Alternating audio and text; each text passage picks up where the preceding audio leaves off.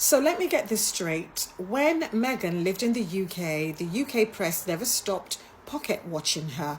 So every coat, every pair of shoes, every earring, they screamed, she's spending taxpayer money. Except now, we now know that she bought all of it herself, long before she even met Harry. Fast forward to today, and Meghan is in her own kitchen, in her own home, wearing her own jewelry, and the papers are still foaming at the mouth because she made pasta wearing her Cartier bracelet. Like, what exactly is the crime here? Cooking while wearing fabulous diamonds? Let's call it what it is. The outrage was never about the cost. It was never about the taxpayers. It was about a black woman having nice things. Because if Meghan were not black, the headlines will read, California woman whips up pasta in timeless Cartier classics. But instead, they frame it like she's flaunting, like she's guilty of some luxury offense. Meanwhile, the rest of us are just laughing because she wears that every day. Those of us who followed her for years, we know that's what she does. She wears it every day. She didn't put it on for Instagram. That's just her everyday life. Like the way I wear outrageous necklaces every time I do a TikTok, is the same way she does that. The subtext of these stories is always the same. How dare she? How dare she live well? How dare she be loved? How dare she love well? How dare she glow in peace after we tried so hard to destroy her? And honestly, the funniest part, they don't even realize that every article they write just proves that Meghan was absolutely right. Welcome back, dear viewers. Remember to subscribe for more updates. Today, we delve into a recent controversy involving Meghan, Duchess of Sussex, and her passion for cooking.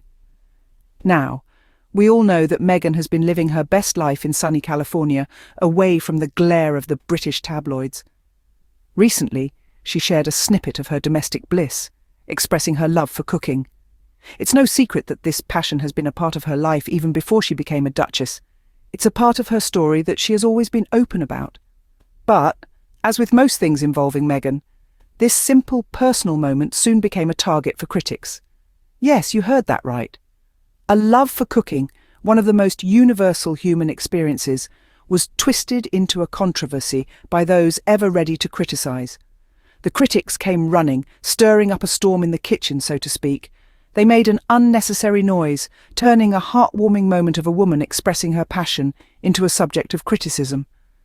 But it wasn't just the cooking that was under fire, it was the way Meghan was doing it. The critics found fault with her wearing jewellery while cooking, spinning it as a way of flaunting her wealth. The underlying message was clear. Meghan, even in her personal moments, should be careful not to appear too lavish or extravagant. But as the critics were busy with their accusations, an unexpected voice rose in defence of the Duchess.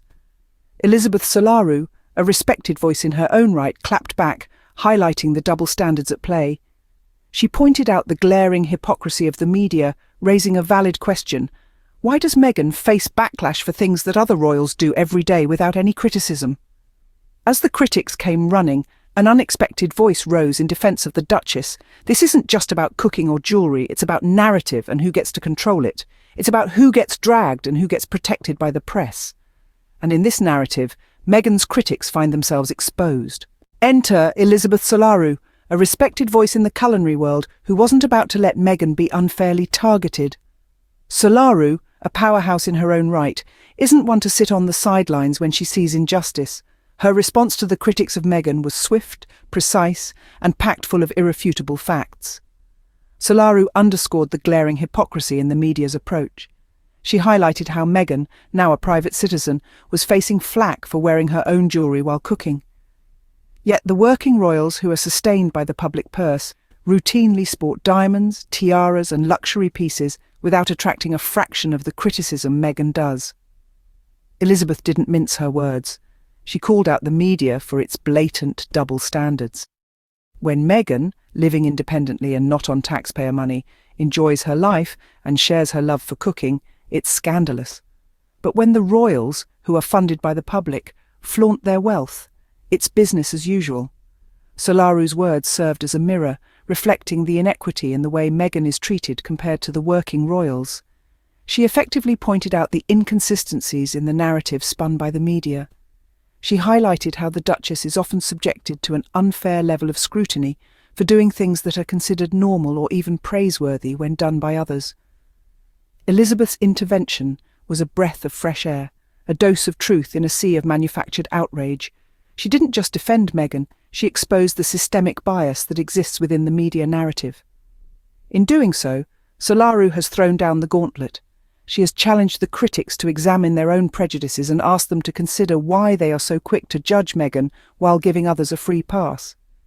Elizabeth's point was sharp and clear. The double standards are alive and kicking. She has reminded us all that it's high time we reassess how we consume media narratives and question the bias that underpins them.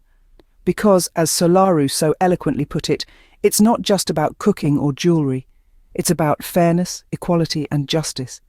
It's about time we all took a page out of Elizabeth Solaru's book and stood up against the unfair treatment of others. This controversy isn't just about cooking or jewellery, it paints a much larger picture. We're looking at the broader narrative here, a narrative that is often skewed, often biased and often unfair. We're talking about the different treatment of Meghan, the Duchess of Sussex, compared to the other royals. Take a moment and consider this. Meghan, living her life on her own terms, gets chastised for wearing jewellery while cooking. A simple, everyday activity turned into a scandalous headline. The media circus that ensued was nothing short of bewildering. But the question is, why? Why does such a mundane act warrant such uproar?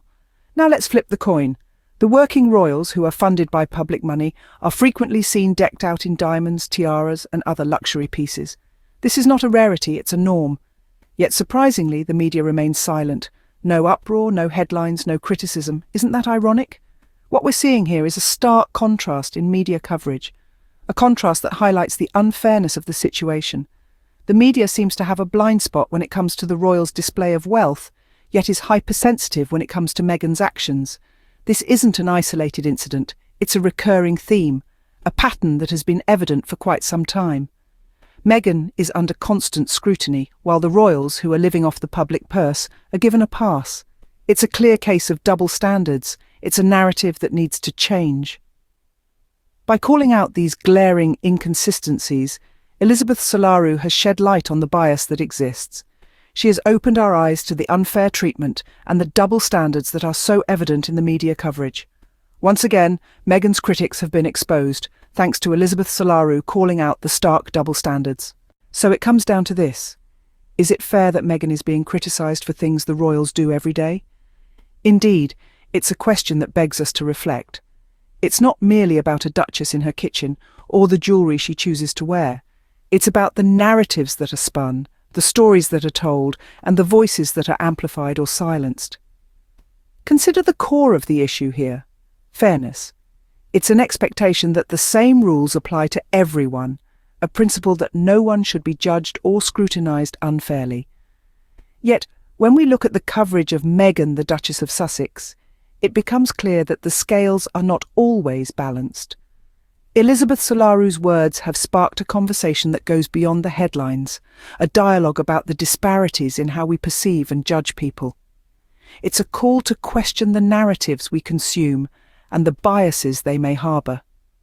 Remember, the power of media is immense. It shapes our understanding of the world, influences our opinions and informs our beliefs. But it's crucial that this power is wielded responsibly, with fairness and transparency at its core. As viewers, we must strive to critically evaluate the information presented to us. We must consider the source, the intent, and the context. And when we identify inconsistencies or double standards, we must have the courage to question them and seek the truth. Everyone, including Meghan and the royals, deserves fair and unbiased representation. It's not about taking sides, but about seeking justice and truth. It's about ensuring that the media serves its purpose as a reliable source of information and not a tool for sensationalism or bias. And that, dear viewers, is where you come in. It's your turn to weigh in on this discussion, to share your thoughts and perspectives. It's your chance to be part of the solution, to contribute to a more balanced and fair conversation. Drop your thoughts in the comments below. Don't forget to like and subscribe for more updates. Until next time.